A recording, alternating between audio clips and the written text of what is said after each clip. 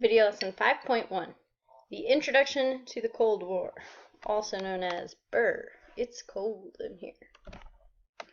Alright, so our question is, what is the Cold War? So, first of all, what is a Cold War? It's cold because there is no direct warfare. So instead, the fighting takes place between countries who are competing for more power, but not directly attacking one another. This is very similar to those Ukes and the Zooks. They were not actually fighting or attacking with any military weapons, but they were competing to have the better weapons than the other.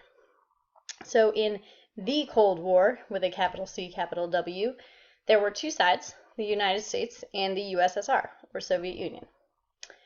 You may remember that these two countries were both part of the Allied powers during World War II. This was only because they were uniting against a common enemy. So they had been allies in World War I, but not really, because in 1917, Russia had dropped out to deal with their own civil war and become the Soviet Union, and the United States only joined in 1917. So they weren't even really directly allies. Now, they were united together during World War II because, remember, Hitler and Stalin, the leader of the USSR, had that non-aggression pact to split Poland, which Hitler did not follow through on. So Stalin hates Hitler. He, therefore, the Soviet Union, hates Germany. The Allied powers are already fighting Germany, so it's kind of like the enemy of the enemy is my enemy is my friend. So the two sides both hated Hitler, so therefore they're going to join forces for the time being. But soon the seeds of these ideological differences, remember the Soviet Union had been communist since 1922, so already for 23 or so years they had those deep ideological differences in their societies. So they're already not liking each other and not really getting along. So each country strongly believes in their own ideology, which you explored in class today.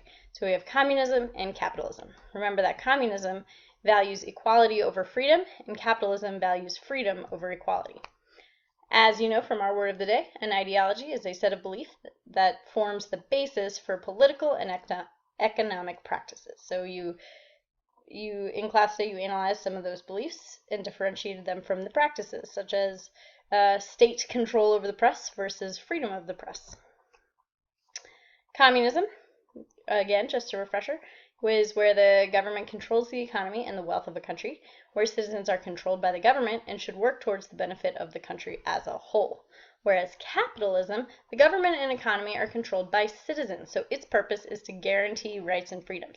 So think back kind of that First Amendment, that freedom of the press, freedom of speech, freedom of religion, all of those things that are kind of built into capitalism. So there's a lot of economic freedom. So it's based on individuals competing for wealth, which in turn makes the entire nation in society wealthier. So backing up a little bit, we're going to start our study of the Cold War with how World War II ends. So just to take a look at the facts here.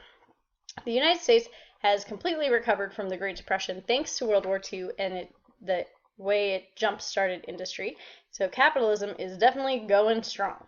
Lots of advertising, lots of products, lots of mass-produced goods now becoming readily available, and we have our kind of some things happen more in the 40s and 50s that end up making us a whole huge nation versus kind of what we saw at the end of the 20th century, or end of the 19th century, I'm sorry. We're also very politically stable.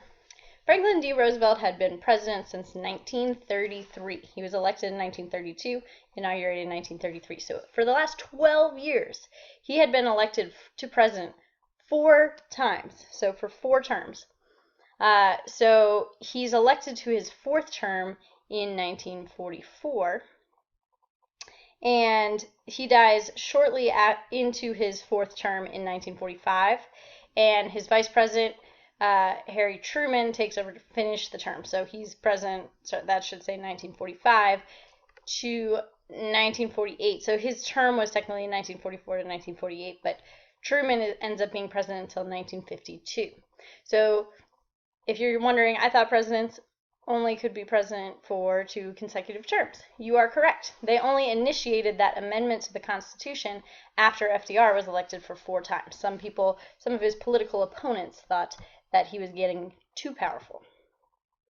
There's also the high level of nationalism post-war. The United States is proud. They won.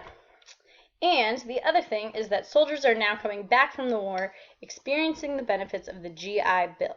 So this bill said veterans, it paid for them to buy a farm, buy a home, buy a business, go to college, and this basically meant that more soldiers were coming home from the war, starting families, having a house. Think like suburbia, think nuclear family, think American dream. So a lot of veterans were coming back with this money where they could then be prosperous in America. So the Soviet Union, on the other hand, as a refresher, it became communist in 1922, and there were strong ideals of communism throughout World War II. Even though communism is totalitarian and fascism is totalitarian, one is an extreme version of nationalism, and the other is basically an extreme version of capitalism almost, and then another is kind of the total opposite, even though the government both has control. So the economy was ruined by Germany's destruction. So remember those turning points that all occurred in Russia. So Russia has to clean up that mess then. And they were the main power still, though, in continental Europe. So Britain doesn't count as continental Europe because it's not on the actual continent. It's an island off the continent. So Russia was still the main power in continental Europe because France didn't fare so well in World War II.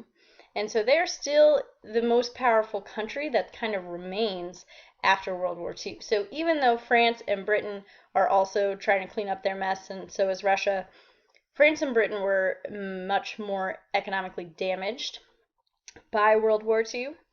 And Russia kind of has a little bit more room to play with.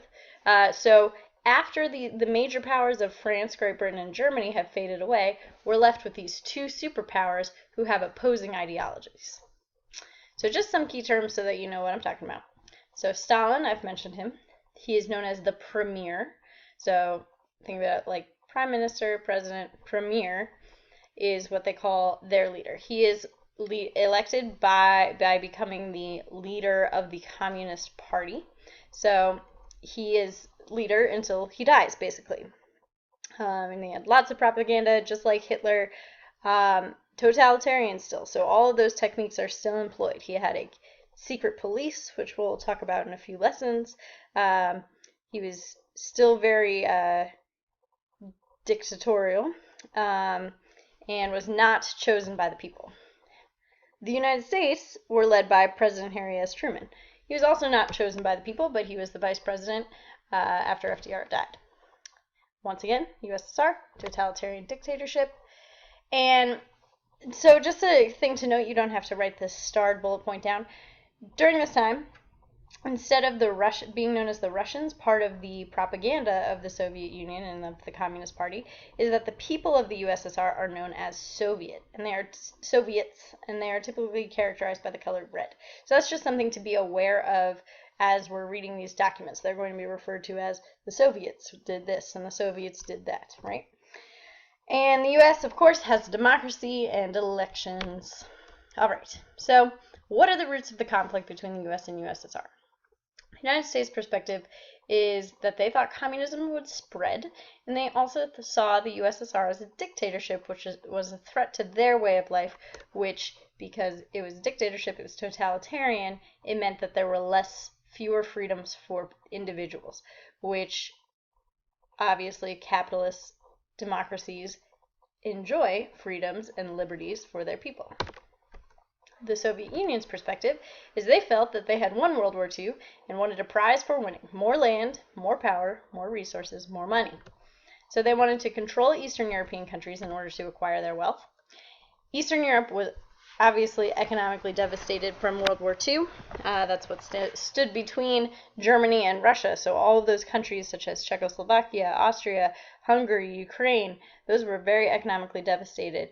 And communism might appeal to those people because, remember, communism or any dictatorship tends to appeal to the lower classes because it tends to emphasize the fact that they would have the opportunity to rise up. If the whole country is growing stronger, then they would also rise up. And if the people in power no longer have power, then that would appeal to them as well.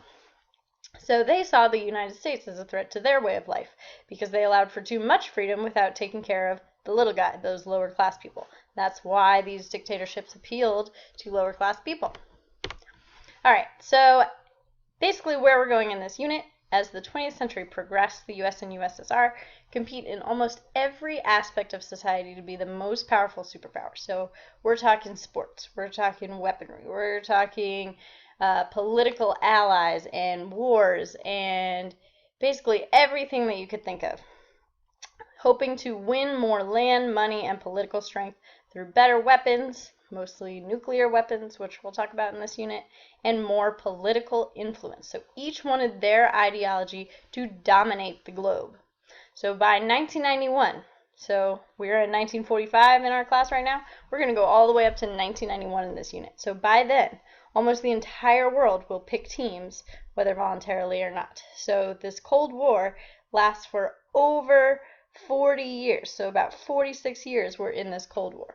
And some may say that we're still in this Cold War today, and that's kind of where we're headed in this unit.